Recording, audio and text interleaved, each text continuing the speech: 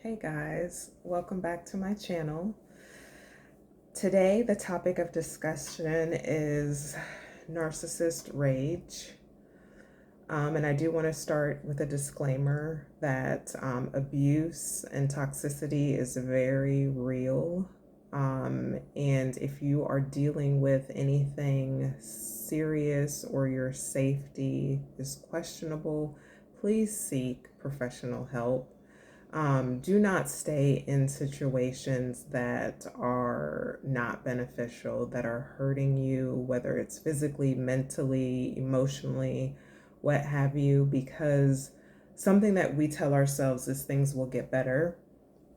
They don't.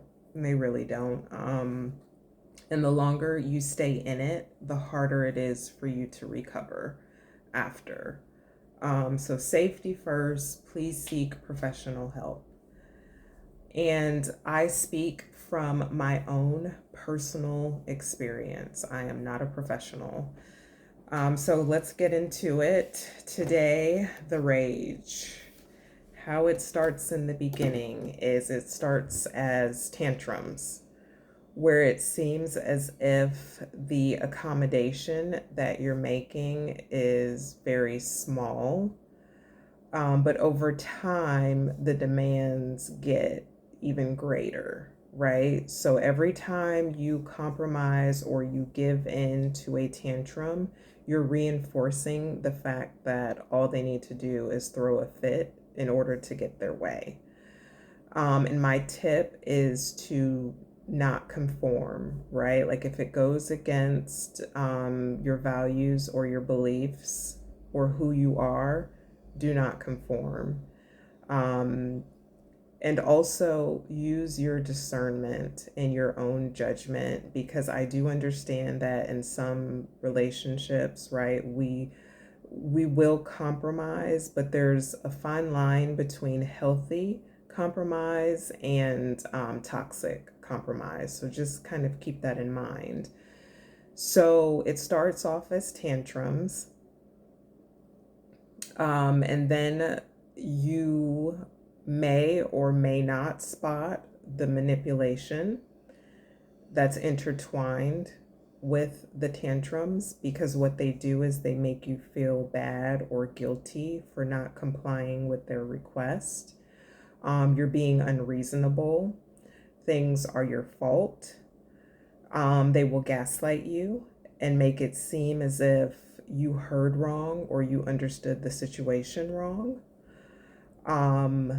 And then the longer you stay in it, and as time goes on, the more information that they gain from you, they will start to use that against you.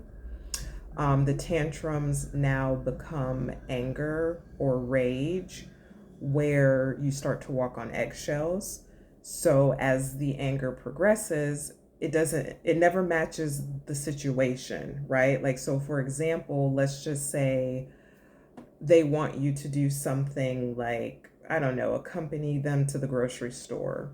You have other priorities or you're not available. It's like all of a sudden they will make you feel like really bad or extremely stressed and anxious because you need to be more accommodating. Whether it's, okay, we're in a relationship together, we should be spending time together. You know, you are supposed to be doing this thing with me. And instead of it being a conversation, it becomes like this big ordeal that they will not let go of. They will literally not let go of it, and they will cause either a scene, depending, because if it's in public and they don't know anyone, where they have to save face or save their reputation, they may embarrass you there, or they'll wait until you come back home where there's no witnesses. And then make you feel extremely worse, whether it's yelling at you or, cursing or whatever it is, whatever their cup of tea is for when they get, in this rage, that's what they'll do. And they'll make you question literally everything and make it seem as if it's just your fault. And if you try to go no contact, what they will do is they will try to play on your heartstrings as a way to like rope you back in. And once they rope you back in, then it starts the whole rage process over and over again. And I think that that's one way to know whether or not you are actually dealing with a narcissist or not, because pay attention to the cycles. Pay attention to the cycles, because they will pretend as if they are working on themselves or they are going to get professional help, but in reality, there's no progress towards change. And it's a continuous cycle. It's like they rope you back in, the tantrums start again, the anger starts again, the blaming, the gaslighting, the manipulation. Then if you remove yourself from the situation, they try to rope you back in again. So just, pay attention to that. And then, like I said, safety first. Always never prioritize a relationship over your safety and your well-being. Thank you so much for listening, and I will see you on the next one. Bye.